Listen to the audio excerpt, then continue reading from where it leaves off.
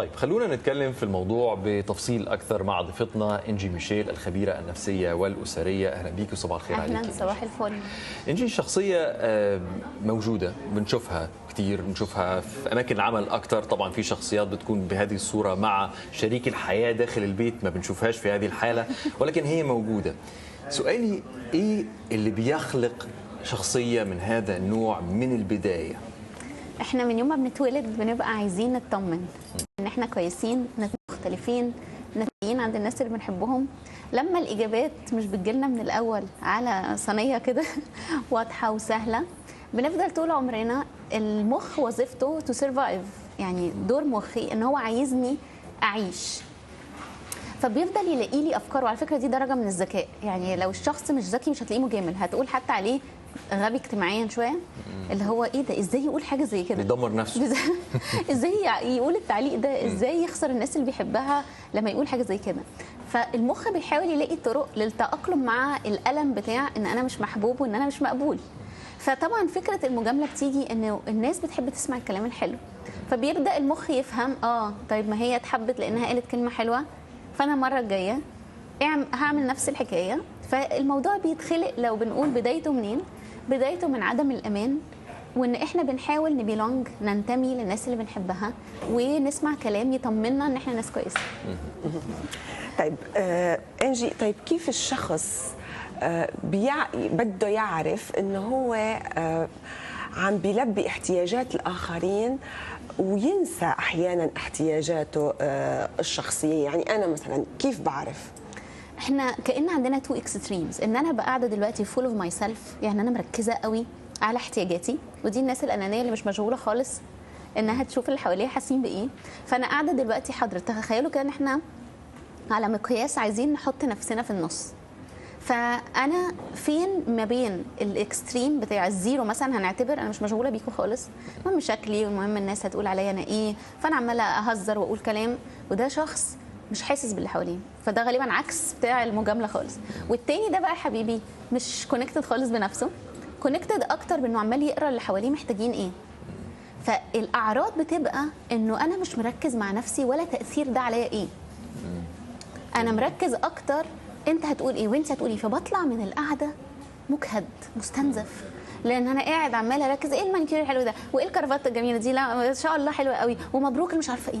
فابقى طالع حاسس غالبا بفراغ، ممكن احس بشويه نجاح ان انا نجحت في ان انا شفت شويه نظرات الاعجاب بتاعتكم، بس هبقى طالع حاسس انا ما تعرفتش. انا هو احنا امتى بنحس بالامان؟ لما احس انه انا مقبوله، وانه انا مش محتاجه ابذل مجهود، مش محتاجه ادفع عشان خاطر اخد الغلاوه او التقدير. يعني ده اداله نوع من الشعور بالامان، بالظبط نوع كده. ولكن مش النوع اللي هو محتاجه فعلا. امان مزيف نقدر نقول كده. طيب تاثيره عليه مش بس في اللحظه اللي هو عايز يشعر فيها بالامان، ولكن على المدى الطويل كمان لما يفضل يعمل الموضوع ده لفتره طويله. احنا عندنا حاجه اسمها ذات حقيقيه وذات مزيفه.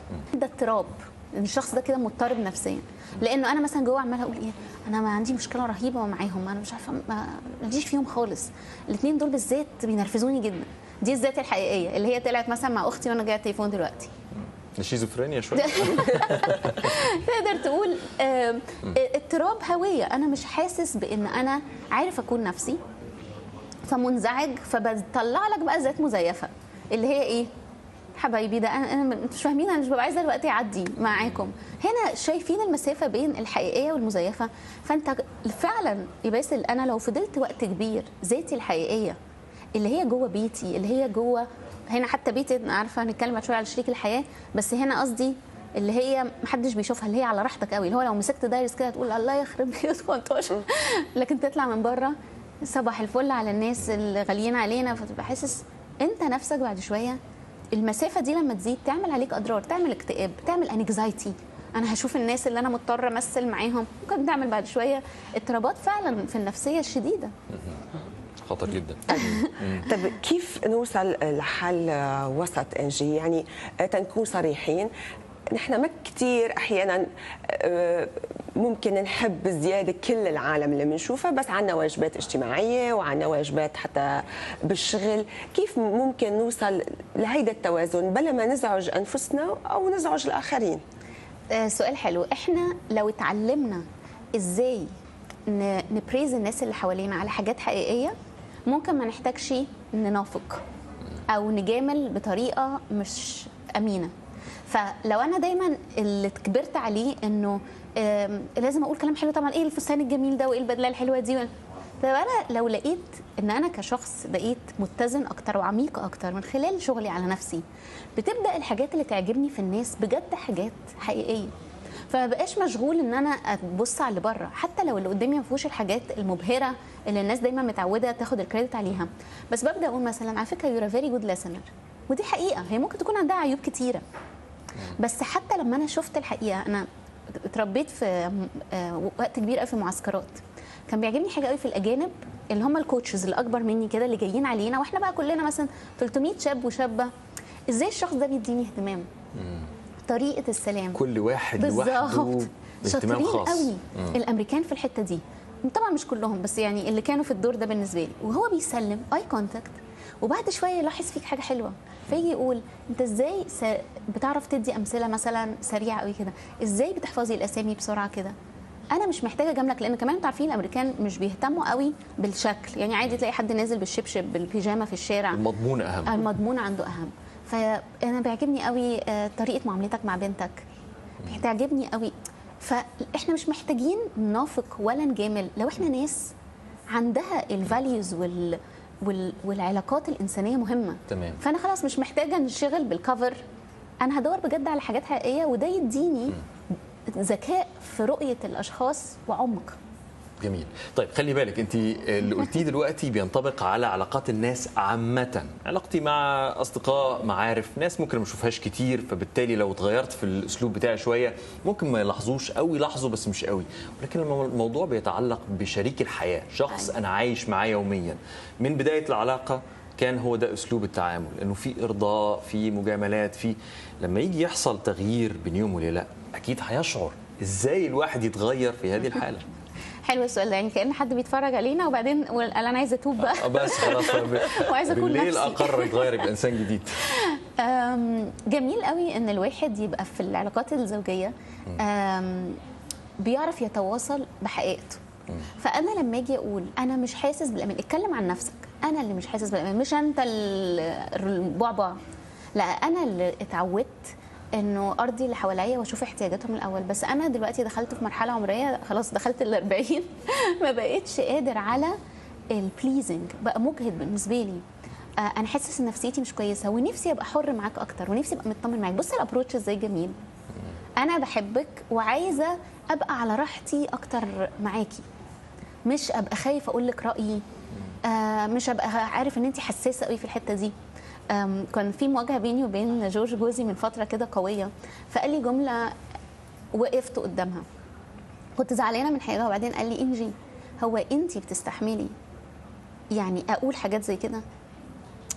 هو بيكلم استشاريه نفسيه، ما عندوش مشكله بقى. لا تخيلي بيسأل. انا شخص حساس جدا، فالشخص الحساس ده بيخلي اللي حواليه دايما ماشيين على اكشلز، على قشر بيض.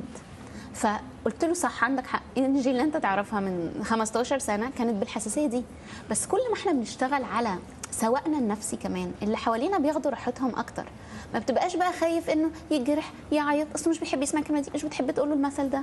فعايز اشجع الناس يشتغلوا على نفسهم. واللايف ستايل بتاعنا، انا عارفه ان الموضوع بتاعنا ملوش علاقه باللايف ستايل، بس بجد اللايف ستايل بخلي الناس بقت شالو، الناس بقت سطحيه. عدتنا كتير على السوشيال ميديا، والنهارده لما احنا بنقول احنا بننام 8 ساعات بنشتغل 8 ساعات، جوجل بيقول لنا ان افريج الوقت بنقضيه على الموبايل 6 ساعات. فانت قاعد تتفرج على انستجرام وعلى حاجات سطحيه وعلى لبس وعلى، فالاهتمام بالجوهر قل. فبالتالي احنا قاعدين جوه بيوتنا انسكيور، طالعين بره بيتنا انسكيور، فطبيعي الارضاء بقى عادي بالنسبه لنا، لان احنا مش شغالين على جوهر العلاقه. طب انجي هيك باختصار، شو نصيحتك للاشخاص اللي بدهم يتغيروا ويكونوا على حقيقتهم مثل ما ذكرتي، بس كمان بنفس الوقت ما يشعروا بالذنب او بالخوف؟ انا عارفه وانتي بتتكلمي كده حبيبه، قلت كمان عايزه احذرهم. ساعات ناس كتيره تروح تحضر ورك شوبس ولا بتاع، يطلعوا مونسترز، انا بتكلم بجد، يطلعوا بقى اللي هو ايه، السعاده اللي ينتقم بقى. بصوا انا ما بقاش فارق معايا حد، وانا هقول اللي انا عايزه اقوله. ده على فكره شخص مكتئب وبيحاول يعالج نفسه بشكل وحشي. فبرضه عايزه اخلي بالي، انا عارفه ان احنا بنشجع الناس اللي هي خايفه قوي، لا احنا كمان بنشجع الناس اللي اتجرأت قوي وبقى اللي هو فاكر انه لما هيقول اللي جواه هيفك ويبقى زي الفل. عايزين نشجع الناس انها تشتغل على نفسها. احنا القرايه كان لسه عندي ورك شوب جواز، ودايما بيجي لي تعليقات كده تبقى بالنسبه لي ويك اب كول. فالراجل بقول لهم ايه التيك اويز بتاعتكم من الورك شوب؟ فالراجل قال لي انت في الورك شوب دي خليتينا نشوف انه احنا مش عندنا هيلثي لايف، احنا حياتنا غير متزنه. كنت بسالهم حاجه يعني شيقه، كنت بقول لهم ايه تعريف الرومانسيه؟ بسال الرجاله والستات، اكتشفت ان اغلبهم عايزين البيس اوف مايند. احنا ما بقيناش نفكر في الرومانس، احنا بقينا نفكر اليوم يعدي من غير مشاكل. احنا لو احنا مش خايفين من المشاكل والكونفليكتس هنتواجه، ولما نتواجه هنكتشف مشاكل في شخصياتنا، فهنروح نقرا، فهنروح نحضر حاجات، فنستعد اكتر للكوست بتاع العلاقات. جمله اخيره هقولها انه عجبتني جدا، ان الكونفليكتس، الصراعات في الحوار، وان انا زعلانه منك وانت مش مضطره ارضيك، هو الوجه الثاني للعلاقات الحميمه. يعني يا اما تختار علاقات حميمه يا اما تختار تتجنب الصراعات. ما دام حبيت ناس لازم هتقول لهم الحقيقه، ومش محتاج تجامل طول الوقت، محتاج تكون شجاع. كوميونيكيشن، التواصل هو الاساس. مثل ما فهمت منك. انجي ميشيل، الخبيره النفسيه والاسريه، شكرا لك وشكرا للمعلومات اللي اعطيتينا اياها.